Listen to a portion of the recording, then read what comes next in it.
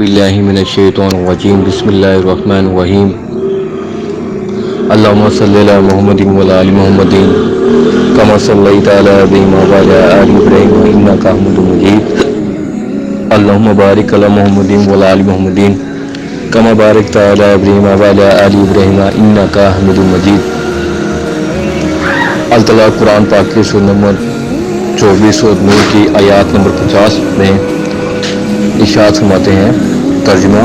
کیا ان کے دلوں میں بیماری ہے یا یہ شک و شبہ میں پڑے ہوئے ہیں، یا انہیں اس بات کا ڈر ہے کہ اللہ تعالیٰ اور اس کا رسول صلی اللہ علیہ وسلم ان کی ہم تلفی نہ کریں؟ بات یہ کہ یہ لوگ خود ہی بڑے ظالم ہیں۔ تفسیر ہے، یعنی آخر یہ لوگ اللہ اور اس کے رسول صلی اللہ علیہ وسلم کی عدالت میں فیصلہ لے جانے سے کیوں گھبراتے ہیں؟ آیا اس لیے کہ ان کے دلوں میں کفر و نفاق کی بیماری ہے، یا اس لیے کہ انہیں پیغمبر صلی اللہ علیہ وسلم سچے ہونے میں شک ہے، نعوذ باللہ، یا اس لیے کہ انہیں فکر ہے کہ آپ صلی اللہ علیہ وسلم کے پاس مقدمہ لے جائیں گے تو ہم پر ظلم کیا جائے گا؟ ظاہر ہے کہ نہ تو انہیں آپ صلی اللہ علیہ وسلم کے ثبوت میں شک ہے، اور نہ انہیں یہ خوف ہے کہ آپ صلی اللہ علیہ وسلم غلط فیصلہ کر کے ان پر ظلم کریں گے، کیونکہ ایسا نہ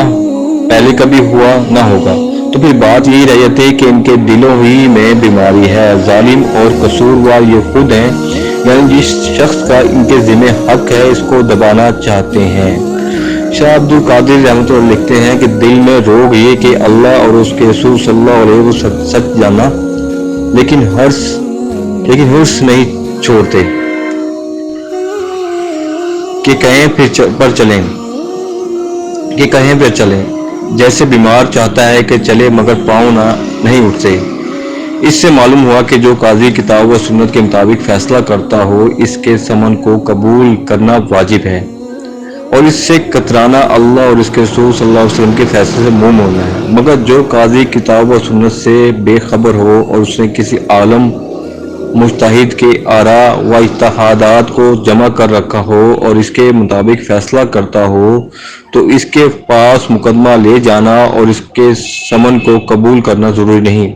اس لیے کہ اس رائے پر عمل کرنا اس مجتہد کے لیے جائز تھا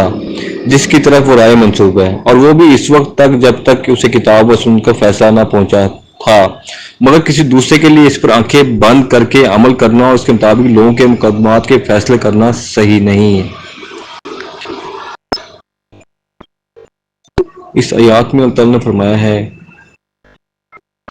کہ اگر ہمیں یقین ہے اس وسلم کی ذات پر، ذات مبارک پر، قرآن پاک پر، اللہ کی توحید پر، تو پھر ہمیں کسی چیز سے گھبرانا ڈرنا ہی چاہیے۔ بلا خوف خاطر اللہ کی اور رسول صلی اللہ علیہ وسلم کی بات کو ماننا چاہیے، اس پہ عمل کرنا چاہیے، جیسے کہ پہلے صحابہ کرام تعالیٰ نے کیا۔ اس دور میں منافقین تھے لیکن انہیں اس کا اجر ملا، وہ پچھتائے بعد میں،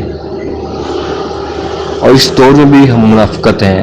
قرآن شریف کی ہر آیات جو اس دور میں نازل ہوئی تھی وہ سیم ہمارے آج کی دور کی عکاسی کر رہی ہوتی ہیں۔ جو ہم سے پہلے لوگ گزرے ہیں، یہودی، منافق، آج کل وہی سیم کیٹیگری ہمارے مسلمانوں میں بھی پائی جا رہی ہے۔ یہی وجہ ہے کہ ہم قرآن و سنت کو نہیں پڑھتے، نہ ہی اس پر عمل کرتے ہیں، نہ اس پہ غور و فکر کرتے ہیں، اس لیے ہم نیچے سے نیچے جا رہے ہیں۔ ہم نے دین کو کامیابی سمجھا نہیں ہے، دنیا کو کامیابی سمجھ لیا ہے، ہم نے الٹ کیا ہے۔ دین کو ہم نے نعوذ باللہ گزارا سمجھ لیا ہے، دنیا کو ہم نے کامیابی سمجھ لیا ہے، جبکہ اللہ تعالیٰ نے قرآن مجید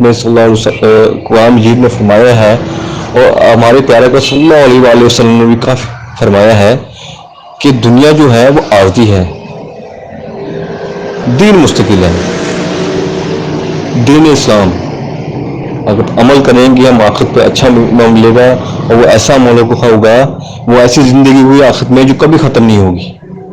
اس کا تو ہمیں ایک پل، ایک منٹ، ایک سیکنڈ کی خبر نہیں ہے کہ کب کس ٹائم ہماری روح قبض ہو جائے۔ تو اللہ تعالیٰ سے دعا ہے اللہ تعالیٰ ہمیں قرآن پاک کو ترجمے کے ساتھ پڑھنے، سمجھنے، اس پر عمل کرنے کی توفیق عطا فرمائے، اور اسے دوسروں تک پہنچانے کی توفیق عطا فرمائے۔ اور آپ لوگوں سے بس گزارش یہ تھی، جو بھی یہ دیکھتے ہیں آیات سنتے ہیں پڑھتے ہیں تو اپنی رائے کا لازمی اظہار کر دیے کریں، سبسکرائب کر دیا کریں، لائک کر دیا کریں، اس سے میری حوصلہ افزائی ہو جاتی ہے۔ جزاک اللہ، السلام۔